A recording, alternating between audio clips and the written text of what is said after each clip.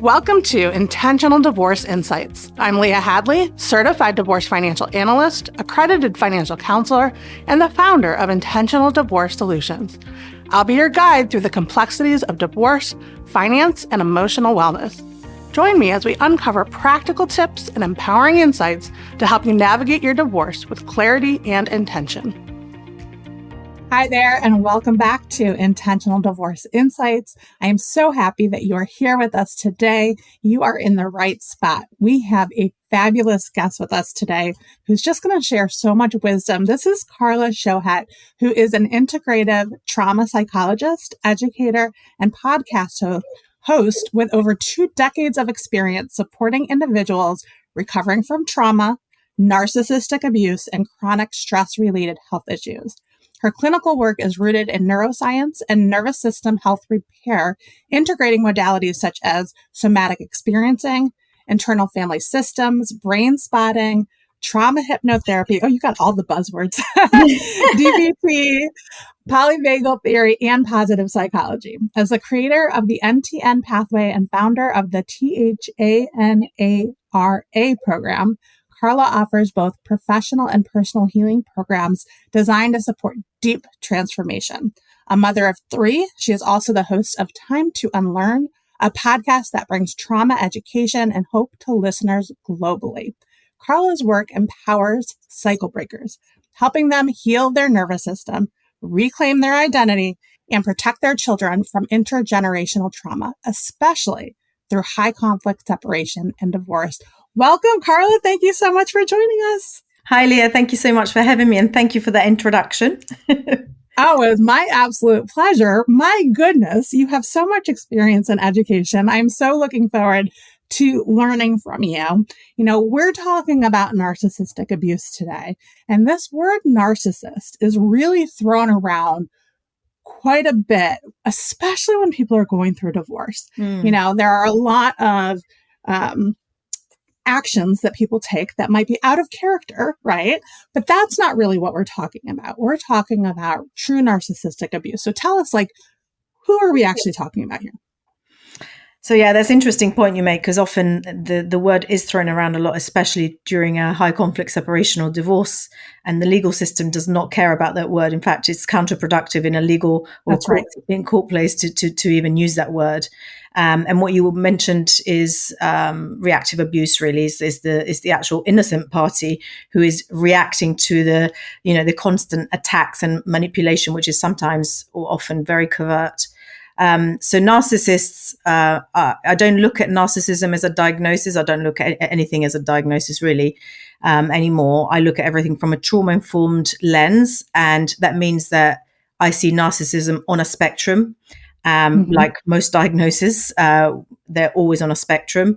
And I look at it as not as a personality type or a personality flaw, even though this might sound strange heard like that. But I look at it as a protective strategy of a very dysregulated nervous system, a very wounded person who protects themselves from their own vulnerabilities by projecting their pain outwardly in really horrendous ways onto other people, which makes a divorce with such a person incredibly challenging. It's not your typical divorce. Yeah. Talk about why divorcing a narcissist is so much more challenging than just your general typical separation. Yeah, well, this kind of divorce is just, it's not just the end of a relationship. It's actually a continuation of the abuse in a new form. With a narcissist, you're not really dealing with someone who wants resolution, unfortunately. You're dealing with someone who wants control. And the divorce process becomes literally like a new stage for their performance. Narcissists wear this kind of very performative mask, and they manipulate and they retaliate.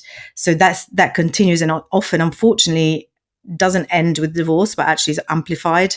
And the emotional challenge for the other parties that, you're likely still reeling from gaslighting and confusion, and you're now being asked, which is probably the reason why you wanted to separate from this person.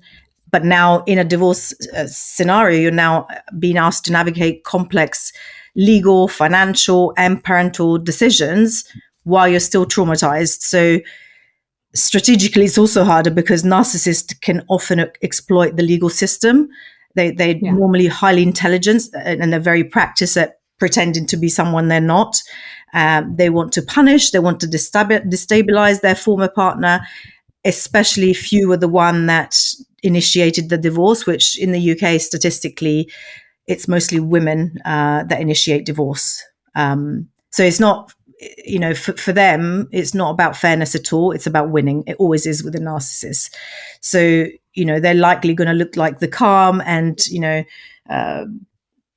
charming one, and you appear like the crazy, emotional, dysregulated one. You look like a narcissist, if anything, in that scenario. And so this makes this kind of divorce really disorienting and absolutely traumatizing and exhausting and long often. Yeah, so it's not your typical kind of amicable separation usually. So many great points that you made there, Carla. I mean, really, I think I don't know that I've ever heard it kind of said that way, of like sort of that performative aspect of like the divorce being kind of a new stage for the narcissist. But boy, do we see that in practice, right? And I imagine a lot of our audience can really resonate with some of the things that you were saying around being, experiencing being gaslit and, just kind of like all of a sudden it's like their world is turned upside down and it's like up is down and down is up and it's all very confusing. Why does the abuse often escalate during and after divorce? So, and what can survivors do to protect themselves?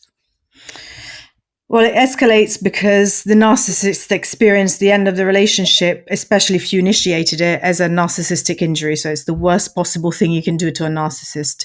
Your boundary of wanting to separate threatens their sense of control and actually exposes their illusion of superiority.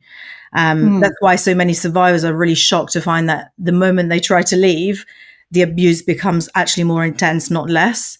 And the narcissist will react, violently often, not necessarily physically, but they'll launch smear campaigns, they'll fabricate stories to lawyers or courts, they'll financially punish you or manipulate the children against you. To all of this is to maintain their falsified persona that they're trying to portray to the world all the time, and to try and maintain a sense of control. And even if you're trying to separate peacefully, which is what most people will want, they'll want the abuse to lessen, which is, as I said earlier, the reason often that we see these divorces, being initiated by the partner that isn't the narcissist. The narcissist will always and often escalate things just to provoke a reaction. And it's almost like a way to try and reclaim their dominance over you. It's very sad, unfortunately. It makes things a lot more complex, especially if you're working with a lawyer or a solicitor, depending on what country you're in, that isn't trauma informed, that doesn't understand what narcissistic abuse actually is. And obviously these people in the legal system know what the courts and the judges want to hear, and it's certainly not the emotional stuff.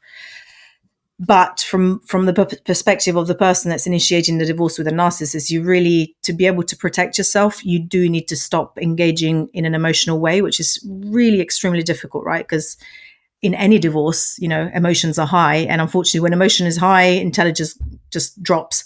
And so, but it is so key, especially in a high conflict separation with a narcissist. It is. It's so key. And it's even harder because that narcissist knows how to play on your emotions. Absolutely. And so even if you are a person under ordinary circumstances who could maybe, separate yourself a little bit, that can be so challenging for somebody who you're dealing with, this person who knows, they have years of manipulation, right?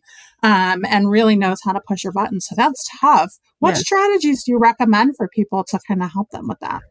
And you do. The strategy is the right word. You have to be strategic. Unfortunately, you have to try and keep emotions out, which I realize it's really, really difficult, but you have to keep communication in writing only. You've got to document everything. Avoid any phone calls or in-person discussions unless you're legally required to have them. And I would say that, most importantly, you have to focus on regulating your own nervous system through the process, which can be quite drawn out sometimes because the narcissist just wants to create drama. And, in order for you not to be drawn into these kind of reactive patterns that the narcissist is trying to constantly, like, kind of pick at your wounds and push your buttons in order not to react to the narcissist so that you look, regulated. You must try to regulate your nervous system through this process, which is probably the biggest and most important thing you can do throughout, even if it's just 2 minutes a day. But, that way you are the one that appears and probably feels calmer, and you can have more clarity and keep, everything in order, documented, so that they then lose that power. And this is why I was telling you just before we started recording that I've created a document for your audience that might need it, with regards to having a safe exit plan, which is often what I help my clients in this situation to create for themselves, so that they can have, black and white, things that they can come back to and just keep their heads clear. Because obviously when we get emotional, it's very, very difficult to have clarity, to have, it gets very confusing and dysregulating. So that will include it in your show notes if you're okay with that, to help people have a checklist, almost of things that they can do to help themselves through this horrible process. Yeah. Are there any specific practices or exercises that someone could use to help regulate their nervous system? Yeah, absolutely. There are so many, but there are some that I generally recommend because they're simple and easy to do, quick, to all my clients. They're kind of the game changers, if you like. There's orienting, which is basically looking around the room you're in, and you can use this even in a courtroom to keep sending messages to your body, to your brain, that you're actually safe. That you're looking around the room and just kind of really focusing on noticing things, so you're not kind of in your emotional brain kind of going into overdrive. And this is something that you have to kind of practice. It's not something you can just do in the moment. It's really, really important to practice and so that your body recognizes it when you most need it. The other thing would be breath work. So a simple way that works to communicate to our brain that we are safe right now, especially when we're in that fight flight response of the nervous system, or maybe we're numb and like completely dissociated because it's got too much. Extending your exhale. So you just do a nice deep breath. And obviously these are things that need to be practiced because, again, in the moment, you're not going to remember unless you've practiced them before, when it's most tense, So just kind of having a longer exhale is telling the body, okay, you don't have to fight. Normally when we're in fight flight, we have to shallow breathe. If you think of animals running from a predator, they wouldn't be able to just kind of. So this very simple technique is literally a signal, and it activates our parasympathetic part of the nervous system that helps to bring you out on that fight flight where you're more likely to react to the narcissist, or if you're being kind of questioned by the courts on things that are not true, and you get activated because you feel like no one's believing you and the narcissist is lying about you, and yet you're having to defend yourself. But it's a way to say, right now I'm safe, I'm not under threat. Somatic self-touch can also help to kind of soothe yourself, and you can do that not necessarily like this, but if you're about to speak, just put a hand on your chest, or more subtly, hands on your belly, and just gently press and speak to yourself in the way that you would to your own children if they were feeling afraid. So you're okay in your head, not out loud, otherwise you might look like a crazy one. And also the other thing that often happens is that because we are so stressed in these situations, especially with, in a court setting, we can get really dry mouth, and that's what cortisol does. So cortisol is like a stress hormone that helps us to mobilize, in case we are actually under the threat of a predator and we have to run or fight.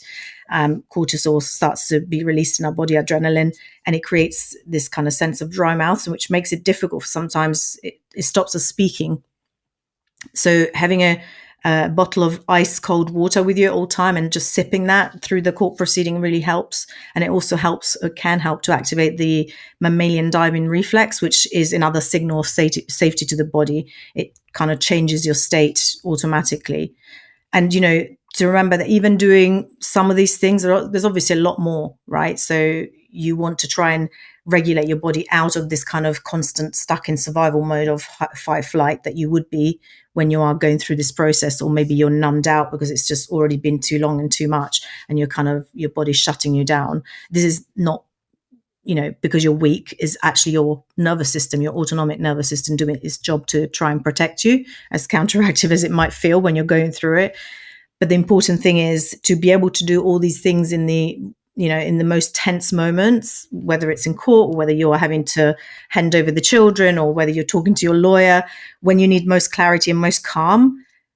The important thing is to practice these kind of nervous system regulation techniques, daily through this process. It's not like, it's a practice. Yeah, it's a practice, because the body then can recognize when you do them in the moment more quickly, and it knows what to do. So even if you just do like 2 minutes a day and you remember to just take a deep breath every now and then and just lengthen your exhale, it will just give you more clarity, better sleep, hopefully. And that's really it's your control. This is what you can do. And you can then hopefully respond to, legal or emotional attacks more regulated, so you don't end up looking like you're the nutcase, basically. If that makes sense. And there's a lot more, and there will be a lot more in the resource that I've created for people that need it. So please do look at that. Absolutely. That's fantastic, because there's so many options there. They're all very, very simple. And you can try, kind of see what works for you, pick something. And I like your comment, Carla, about really committing to it as a practice. So that way it really is a tool in your toolbox when you need it, right? And it needs to be body-based. Awesome. This is not just about thinking through things. Right. Yes. In order for our logical brain to be online, we need to kind of soothe our emotional parts of the brain. And we can do that through using our body, our breath, our eyes. There are some techniques. You mentioned one of the modalities I use is brain spotting, where you can actually use your eye positioning to help you kind of stay grounded and anchored in yourself, in your adult self, in that logical, wise place, rather than, dysregulation that the narcissist is constantly trying to create so that they can win against you. Yeah. Yeah. Now, I think a lot of people who have kids at home feel, just with, I think, social media and kind of just a lot of the conversation out there, feel a lot of pressure to co-parent. But one of the things that I think is really important for people to understand is the difference between co-parenting and parallel parenting, and why, when you are in a high conflict situation, parallel parenting might be more appropriate. Can you talk to us a little bit about the difference and when one might be more appropriate than the other? Yeah. So I think in a high conflict situation where the parent is either, somehow toxic or harmful to the children, and narcissists will use their own children as tools for manipulating whatever, it's their tools for getting their own needs met. So I would say that in a high conflict separation, it's absolutely essential to understand what parallel parenting is, because that's the only way you're going to be able to keep your sanity and keep your children safe. Co-parenting is just not possible with a narcissist, because co-parenting requires collaboration, honest communication, mutual respect, which are things that are completely missing in a high conflict or narcissistic dynamic anyway. Parallel parenting, on the other hand, is a model that allows each parent to operate independently with clear boundaries and minimal contact. So I often describe it like train tracks, and the parents are the two separate rails and the child is actually the train. So the tracks don't need to talk to each other or meet at all. They just need to be steady and aligned in a direction so that the child can keep moving forward safely. And, what parallel parenting does is it prevents, it reduces conflict. It doesn't always prevent it, unfortunately. It does prevent manipulation often, because you're just kind of, agreeing on certain terms and just going your own way about it. And, it allows the healthier parent to create a stable, nurturing environment without being constantly overwhelmed by the narcissistic parent who's constantly trying to still create drama even after the divorce is finished. If you have children together, that often happens. And also it reduces their ability to undermine you all the time, which is also what they do to try and gain control still. And the other thing it does is also gives you that space to be able to regulate, because you don't have to respond immediately. You can kind of do the things that you need to do to kind of calm down before responding, because you're only communicating in writing, as I said earlier, and only when strictly necessary and when you decide as well. And that also protects you, not only emotionally, but legally as well, if you're still going through kind of decisions on, what parent has access to what child and how long and all this. So that at least the child that way has one safe, consistent parent, which is, in my opinion, professionally and personally, it's more than enough. Some people think that you need two parents, but when one parent is harmful and damaging, actually, I feel like, it's like kidneys. We can live well with just one healthy one. And I think that's true for children as well. We just need, as humans, we just need one safe anchor to be able to be healthy ourselves. And I think if that parent that's healthy can create some boundaries and some space for themselves to continue to be healthy, that's also beneficial to the child as well. I so appreciate you saying that, because I was raised by a single mom who was fantastic. And I mean, I'm not going to take away, it was hard. It was definitely hard on her. But we were in a much better situation with my dad not part of the picture than if he had been. And so I appreciate you acknowledging that, because so many people just assume that people are better off with two parents. It depends on the parents, right? Absolutely. And I would say that goes for marriage as well, right? A lot of women that come to me to do this work, they are, at the beginning questioning, do I stay for the children? That's not always the best case scenario for the children, right? It depends on what the environment. I'll be honest. My parents divorced when I was 8, and I'm so grateful that my mom made the decision to move forward, because she was protecting us. She was making sure that we were going to be well cared for. And I'm grateful for that decision. No question about it.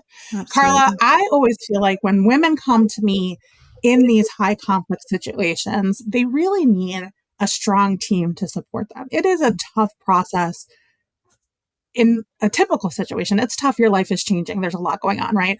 But when you add in all this complexity with, the person creating drama and manipulation and all of this, I just think having that strong team to rally around you and provide the support that you need to get you through this process so you can really feel empowered in the next phase of your life is so important. Yes. Can you talk a little bit about how you support people and where people can find out more about the kind of work that you do? So at the moment, I think the best place to find out information about me is carlashohet.com, my website, which is being currently updated as well. There will be lots of resources to, free resources to start with, to start kind of helping yourself. You can email me if you have any questions at carlashohet.com. I'm also online on the normal social media platforms. There's lots of content on there. Even about coercive control, if that's one of the things that you're finding yourself in, but they're snippets, they're what social media allows. And I haven't been on social media for quite some time because I'm trying to walk the talk myself. And I don't think those spaces are very regulating for any of us, to be honest. But there is plenty of content on there where you can go and get a feel for who I am and how I am, and, whether you resonate with the type of person I am, because I think that's really, really important. And, unfortunately, when you've been in a narcissistic abusive relationship, one of the things that goes out of the window is your own self-trust and gut feeling, right. And discernment for your gut feeling. But I would say whenever you're going to choose someone, if you have the choice, your team of people, like you said, just go with your gut. If it doesn't feel quite right, then there's a reason for that, and trust that. And just, wherever you can, try and find people that understand what narcissistic abuse and high conflict people are like, because when you don't have that support, it can kind of drive you a bit crazy, and you don't need to not be believed. You need to be believed 100%. And I believe that's right. You don't need to be re-traumatized by your team, for sure. Yeah. And I would say, if I can share a couple of tips for people, please, that I always share with my clients is, the first thing, these are some of the bits that I share in the resource that I've created from a safe exit plan. It's not about being paranoid, it's about being safe and giving yourself the best opportunity. And if by some magic the divorce proceeding isn't highly conflictual, great, but at least you know that you've got yourself and your children's safety as a priority, which is actually what the courts anyway look at, is the children's well-being first. So I would say set up a separate email address and a phone number so that you can use those just for communications with your ex. ideally on a different device, like a different phone if you can. There's kind of burner phones. So because you don't want their messages to be mixed with your new personal life that you're trying to build. You're trying to create space and division for your own peace of mind and harmony, and that helps you be a better parent. It gives you back the control over when you see those messages. You can choose when to go and open the phone or open the email address, and you're keeping that energy out of your daily routine. And there are apps that are courts approved, like our Family Wizard, and they create a record of all the interactions, which is so helpful in court. And it actually forces both sides to stay factual rather than, finger pointing and getting into that kind of very dysregulating emotional stuff that is very normal when you're, kind of ending a relationship, any relationship. As I said earlier, document everything, save every email, every text, any missed visits, and just keep a log of the events. You have to a little bit be like a detective for a while, and keep the dates and the facts, because courts really do care about evidence, not emotion, as I've said. Try as much as you can. I know it's really difficult, but you must try to keep your emotion out of the courtroom. And also, finally, I would say never respond instantly. You don't have to do that, because if you're responding instantly, you're probably reacting rather than responding. You have the right to take a pause, take a breath, go and have a icy cold water, and just come from your regulated adult self, that place of wisdom and logic as well. You want the emotion also because we're emotional beings. We care about our children, we care about ourselves, but you want to deal with the narcissist with the same medicine that they give, which is very logical and rational, even though they're quite irrational, but they're non-emotional beings, and that's why they can keep this kind of facade up. And I think all of that is where your real power lies, not in reacting, but in actually choosing how you're going to respond. So if you do those things, I think is a good start to help yourself to deal with it better, in terms of, feeling like you're not falling apart as much, at least.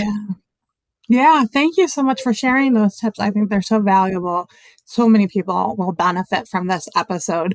I know when people reach out to me and they are experiencing a high conflict divorce, there's a lot that has happened before we have that conversation. And it's a lot. It's tough. It's a tough situation. There are a lot of moving pieces. And the more that you can lean on some of these very, very simple things, I think, when you're in the middle of all of this complexity, just help you feel present and back to yourself, and being able to actually think instead of being in that emotional brain, are so powerful, really. Carla, I really appreciate you taking the time to talk with me today. We will include links to all of the resources that Carla mentioned in the show notes. Be sure to check those out. I know that if you are a person who is going through a situation with a narcissist, that you really do need a good supportive team in place. And if Carla can be a resource to you, I hope you will consider reaching out to her and certainly learning more about the support that she provides. Thank you for joining me on Intentional Divorce Insights. It's a privilege to share this time with you. I hope each episode offers valuable guidance to navigate your journey. If you find our content helpful, please leave a review to help others discover the benefits of intentional decision-making in divorce. Until next time, take care and continue to embrace your path with intention.